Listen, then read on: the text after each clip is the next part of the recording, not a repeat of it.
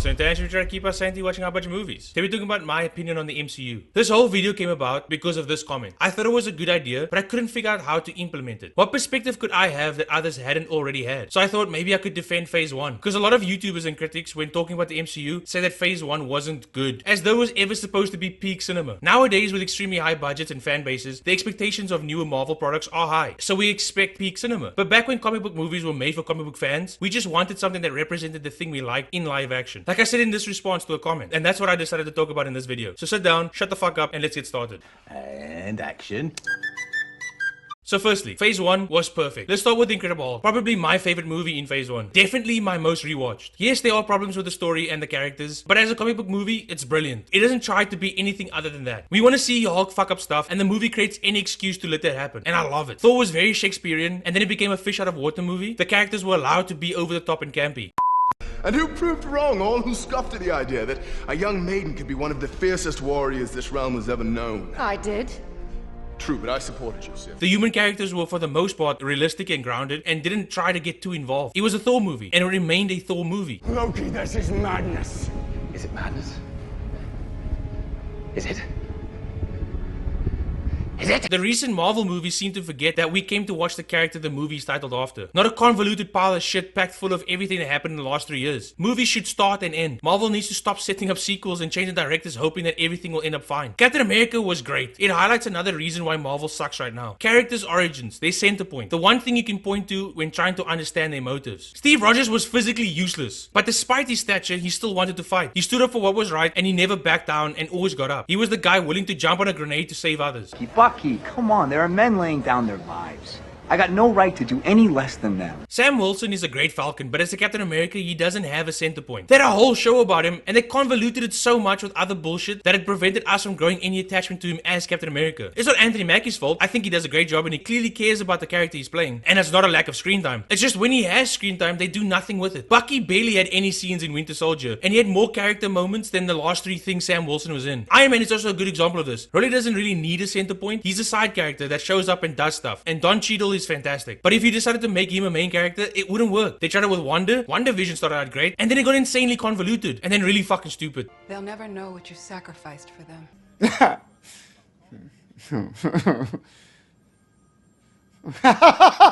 Which brings me to my next point.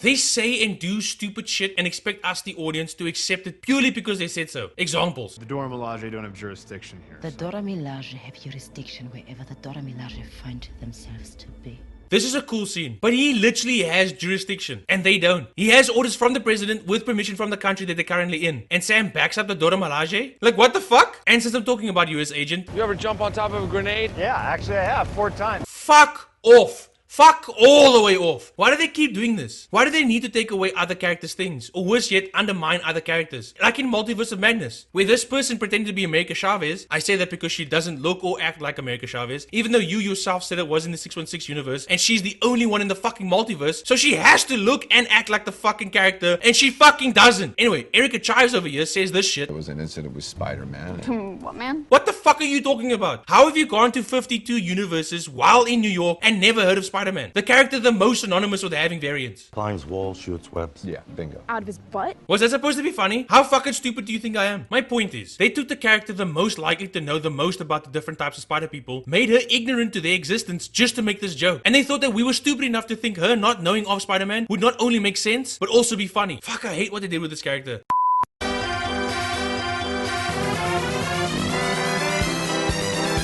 Son of a... Also, she's wearing an LGBTQ pin, which doesn't make any sense. If she randomly goes to random universes, why would she wear something that represents something? It's not going to mean the same thing in each universe. Pizza was a ball in one universe, and she thought food was free. That pin could be a swastika. You know what I mean? She didn't get it in our universe. You're gonna get a stomachache. I'm from another universe. I know my stomach works the same as yours. Anyway, let's just move on. I'm sorry, what was your name again? Dr. Otto Octavius. Wait, no, seriously, what's your actual name? You don't get to make fun of him. You of all people don't get to make fun of him. The success of your movie was sold on him being in it. Instead of making likable characters, Marvel spends so much time trying to convince us that we should like certain characters. Like they spent so much time on Spider-Man during Endgame, starting with his return. It's like they expected us to cheer, like pause for applause. His return scene had more screen time than revealing Pepper Potter's rescue. The glove goes from Clint to Black Panther, then he immediately gives it to Spider-Man, and then he still has it, and then he still has it, and then he still has it, and then he still has it, and then he still has it, and then he still fucking has it. Then they have this dumbass woman team up shot, and who's in the background? Fucking Spider-Man. The glove should have landed in the middle of the field, and Captain Marvel should have just picked it up, and then they could have just said, "Don't worry, we got your back" or some shit. It still would have been stupid, but you know. She's got help. She doesn't need help. Didn't you see her fly through that fucking spaceship? But again, she couldn't fly faster than Thanos throwing a sword, so what the fuck do I know? This reunion shot was great, but then they should have just moved on. Did you see Drax do anything besides stab that one guy? What did Wanda do besides that one scene with Thanos? What did Bucky do? Where's the characters that we actually care about? I mean, when he died in Infinity War, I was more sad that Bucky died, and his death had like no fucking screen time. But then they dragged out this fucking scene. This moment should have been between Pepper and Tony, but the creators were adamant in making Spider-Man popular. And I'm not even gonna talk about the fucking poster. Don't get me wrong, I think Tom Holland is a great actor, but the sheer amount of time that they spend trying to make me like their Spider-Man makes me like him less. But I'll make a whole different video on that. Another reason why I dislike the MCU Spider-Man is the fans' response to him. The willingness to overlook terrible writing and plot contrivances just because liking Spider-Man is the popular thing. The internet said it was good, so therefore it's good. Because I'm incapable of formulating my own opinion. The same thing with Deadpool. Deadpool and Wolverine is fucking terrible. It had fun moments, but overall it's a pile of shit. The fact that the studio knew that if they threw as many shock and awe moments at you as possible, you would just eat it up. And the fact that you did pisses me off so much. A few examples. We got this fucking stupid dance scene that makes no fucking logical sense in the content of the movie, and everybody eats it up. But then later they bring back Sabretooth. He explains why the moment is so significant. People have waited decades for this fight. And it ends in like 10 seconds. Yes, I know it's a reference, but we deserve the fucking fight scene. If they cut half of his motherfucking dialogue, there would have been enough time for like 3 fight scenes. What is it, girl? Is there trouble at the well? Just shut the fuck up! He's the merc with the mouth. He doesn't talk this much in the comic books. So you can shove your merc with a mouth comment up your fucking ass. Also, he's not that funny. Most of his jokes are like TJ Miller level humor. Shut the fuck up. Shut all the way the fuck up until you reach the top of Shut Fuck Mountain where there are no more fuck ups to shut.